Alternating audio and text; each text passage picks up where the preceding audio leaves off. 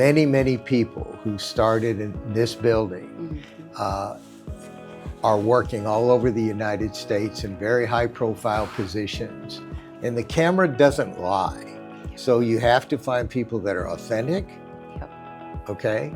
And that they can connect through that lens to the people at home. We very rapidly became the dominant news source in the Rio Grande Valley.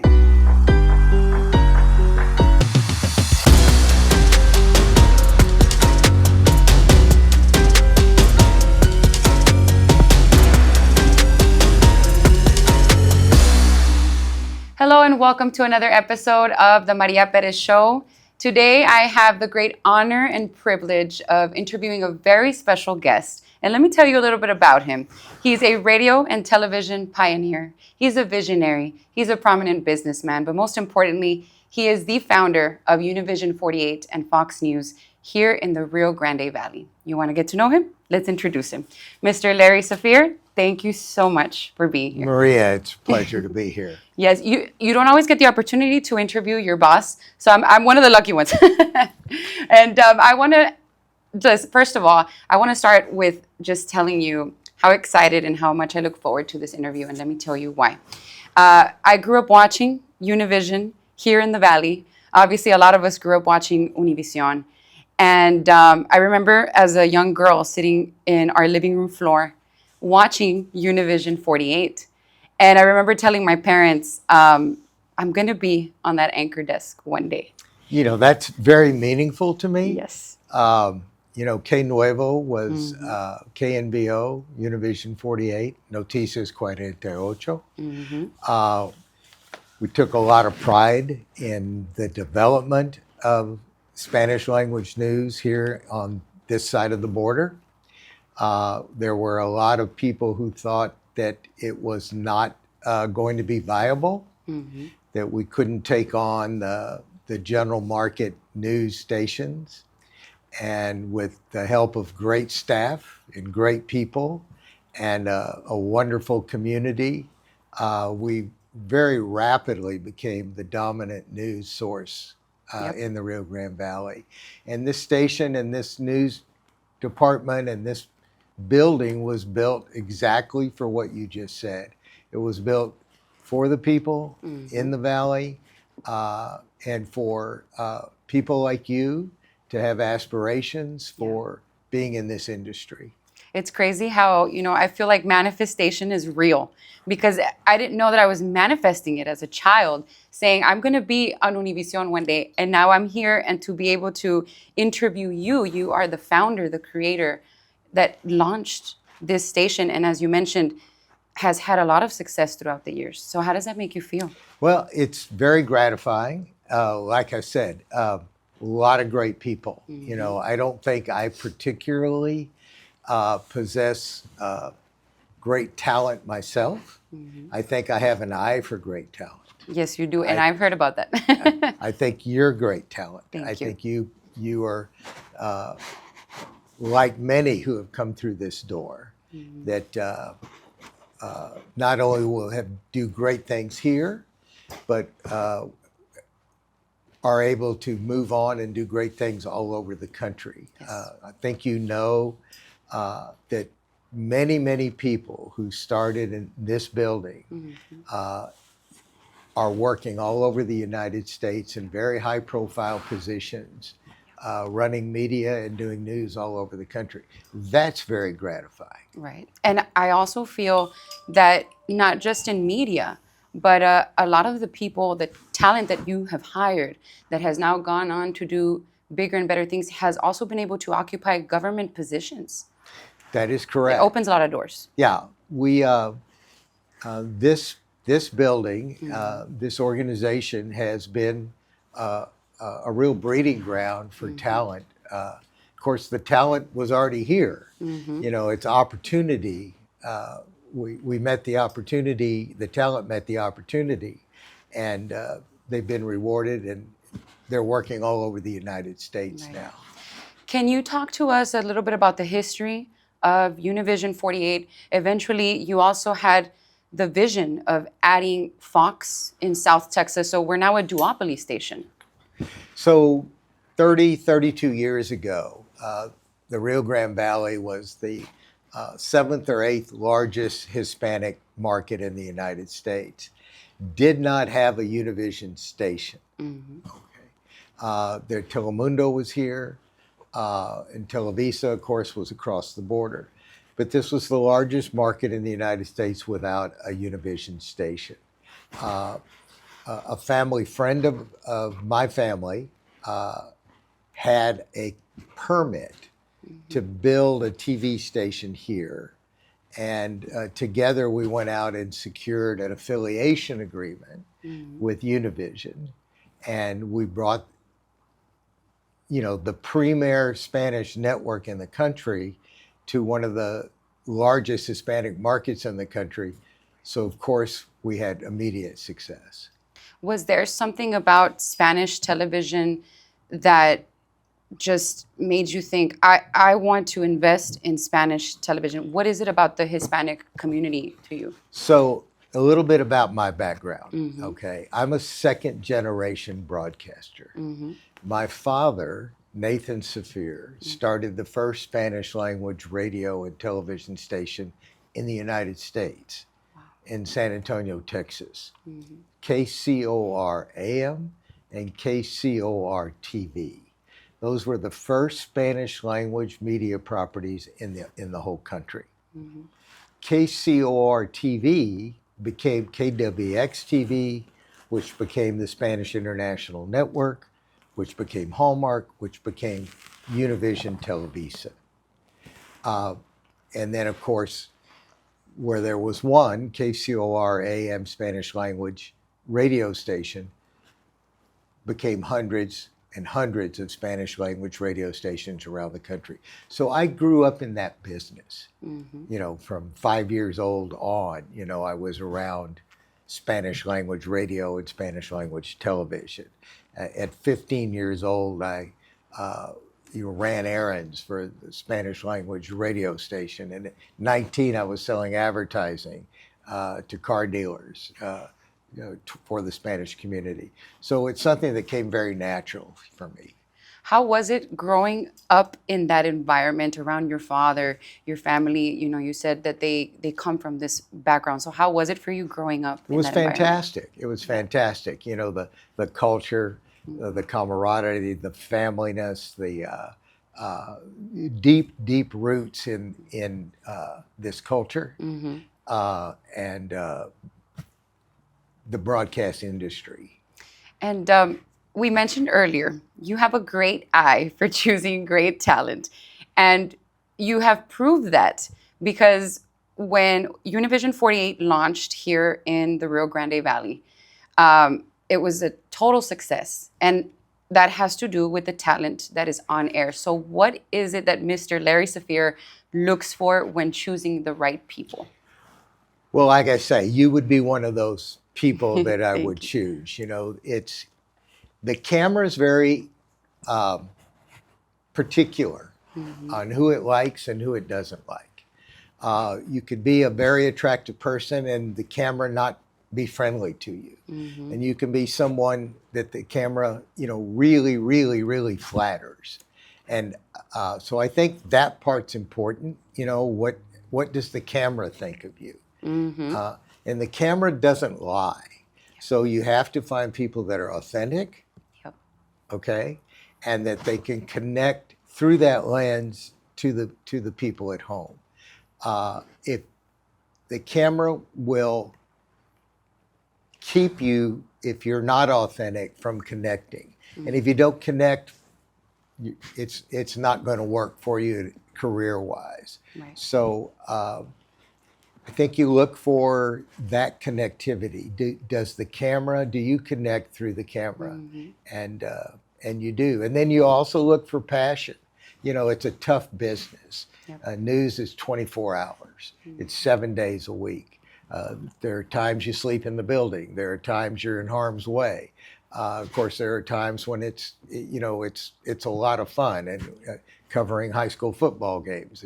A lot of fun things. So a real commitment. You got to love it and have a passion for it. And then we try to make an environment where you can thrive. They were talking to me yesterday how Univision 48, when it started, it did not start in this building. You guys started in a very small place. Can you talk to us a little bit Yeah, about that? not much bigger than where we are right now. We started in a very small little strip center. And like I say, because we had the best network in the country for Spanish language, and because this market was so dense with Hispanic population, we grew very rapidly and much faster than we thought we would. And so early on, 2-3 years into our incarnation, we were acquired by two dear friends of mine, Walter Uroa, who has passed, and Philip Wilkinson, who were the patriarchs of Entrevision Communications.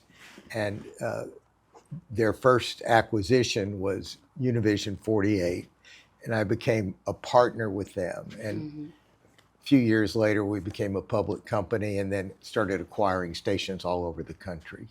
Was there any challenges that you faced? We know that with everything, especially when you're starting off something from the ground up, there's challenges that could come about. So was there ever a time where you said, I don't think this is going to work, I want to give up? Or what type of challenges did you face when starting off? So, the challenges about Spanish language media in the United States, going back to my father's day and early on in opening up this market, is there's some sort of bias at times by people that feel as though the Spanish community, the Spanish-speaking community, maybe doesn't have the income or the desire for some of the products that they sell. Okay, they were clearly wrong about that. Right. This whole market is driven economically by the wealth and the energy and the brilliance of the Hispanic community here. And so those who didn't buy in aren't in business anymore. They would often not want to buy Spanish language, but they would call us for the going out of business sale. Wow, that's crazy. I want to ask you as well. You are a man that has been able to accomplish as well accolades throughout your career. What is your most proudest accomplishment that you have? You've also been recognized by the state of Texas for your career, for your trajectory. Correct. I'm a lifetime award-winning broadcaster by the Texas Association of Broadcasters. Also, my father won that award. Wow. And so that's the first time that's ever happened, that a father and a son both won Pioneer Awards. Yeah. He in his own right, and me in my own right. So very proud of that, very proud of that, and then also very proud of outside of the broadcast industry. I'm a managing partner of a very large hospital here in the Rio Grande Valley called Doctors Hospital at Renaissance. And it also, a lot of pride associated with that, great success. 20 years ago, the Rio Grande Valley lacked the appropriate amount of hospital beds for the amount of population here. Wow.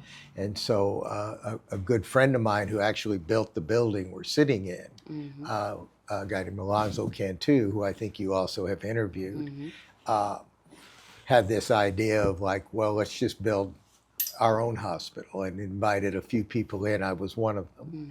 And so we put up the money and we built the hospital, and today it's the largest owned physician hospital in the United States. We have about 6,000 employees. Wow. And have brought incredible services to the Rio Grande Valley, transplant services, heart surgeries. 800 babies a month are born at the Women's Hospital. So very proud of that. Yeah. And, along with Univision and 48 and Fox, and our radio stations here, and what we've been able to do moving people's careers through either through the medical industry or through the broadcast industry. Right. I think that's really meaningful. As I've gotten to know you, and based on what you just mentioned, I feel like that is where your love, because working in media, it's the love that you have to serve the community. And now that you mentioned the hospital, Doctor's Hospital at Renaissance, that is where we can see the type of person that you are. You like to serve and help the community, especially here in the Rio Grande Valley. Yeah, well, it's not something that I thought about or planned about, Yeah. but it's just a need that was met, and we're very lucky, very fortunate, a lot of great people, and we were able to bring, high quality services to the community. Like Univision, when we started Univision, and like Doctor's Hospital, we aimed to be the best. We never intended this to be, oh, well, you're going to be Spanish language, it's going to be second. You'll be good, but you won't be first rate. You're going to have your own little hospital, but it's not going to be like the big guys. No, we're going to be better. And we brought a better level of service with better quality. We had better lighting. We had better personnel. We had better coverage. We had more comprehensive coverage. And we've brought more medical services to the community that were previously here. So always aimed high, and we have been very successful in doing it with that kind of goal in mind. I think you guys have done a very great job with that, because I'm a living witness. My mother just got surgery at DHR, and we left there as a family very satisfied, very happy. The moment you walk into the hospital, you have staff greeting you, the doctors, the nurses, everyone is just so amazing. Again, very meaningful, so both of these endeavors very meaningful, and then I've also had success in being a patriot of the arts outside of the hospital and outside of here. I've been supportive of Broadway shows. I've been supportive of musical artists, and those have also bared fruit and are also very meaningful to me. That's amazing. I like to hear these kinds of stories. And I want to ask you, because we know that television is going through a transition.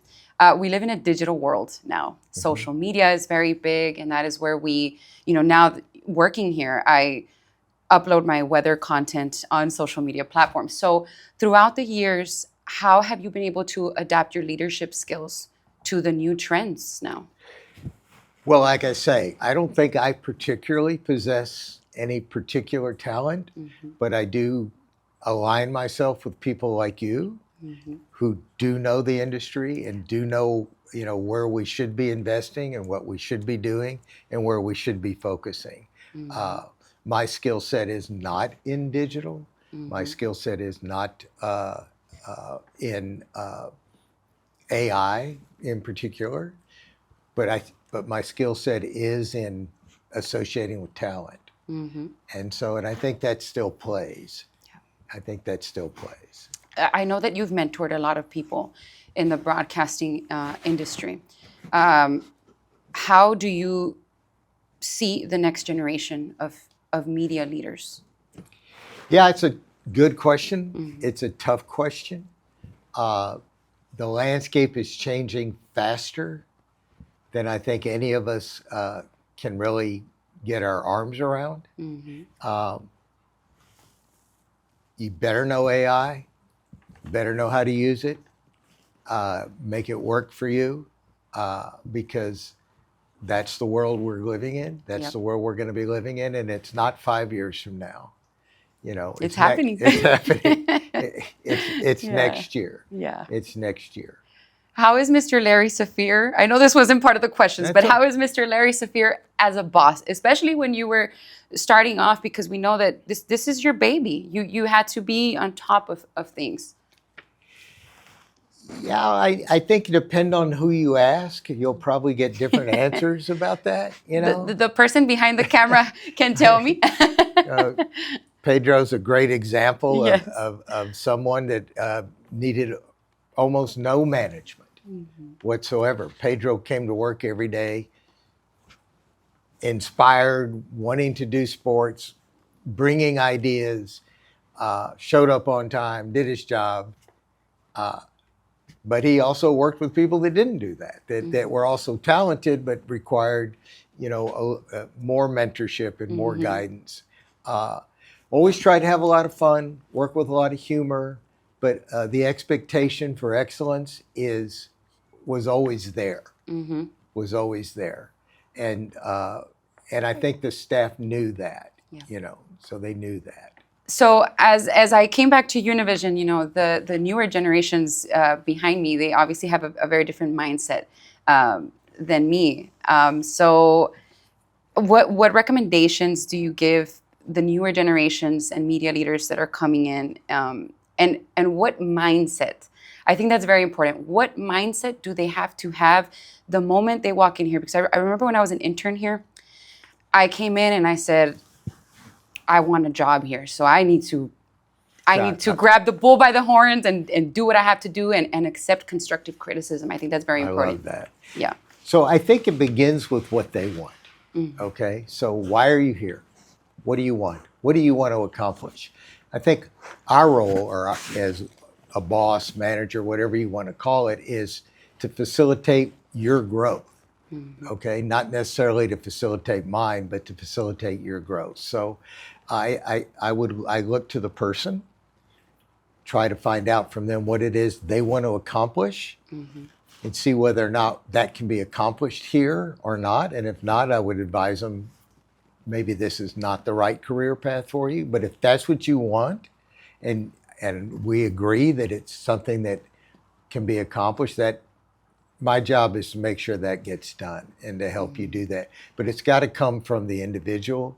You have to look to the individual. The individual goal, the person's goal, is more important to me than what my goal is, what I need, okay? But if I can get you what you need to be successful, I'm going to be successful. I would like to know, Mr. Safir, to finalize the interview, what message would you like to leave behind for the community that you still continue to serve throughout these years? Well, this is one of the greatest communities, most humble community, the most brilliant community, fertile community in the United States. There's nothing that this community and the people in this community cannot accomplish, given the opportunity. And I think that's what I would like to leave behind, is that Univision 48, Doctors Hospital at Renaissance, is opportunity for the Rio Grande Valley to show the country and the world the richness and the brilliance of this community. Where do you see Univision 48 5 to 10 years down the road? And Fox News as well. Look, I'm a big believer in content. Good content will always be in high demand. How it's delivered, your guess is as good as mine. I mean, are we still going to be watching on phones, or are we going to have them on our wrists? Or are they going to be in play? Yeah. I don't know, but I know that if you can deliver good content, good information, timely information, entertainment, good music, if you can deliver quality, content will always be in high demand. Thank you so much for this amazing interview. I really enjoyed having you on the show, and it was such an honor. I appreciate it. My pleasure, truly. Yes, sir. And stay tuned for another episode of the Maria Perez Show. We'll see you next time.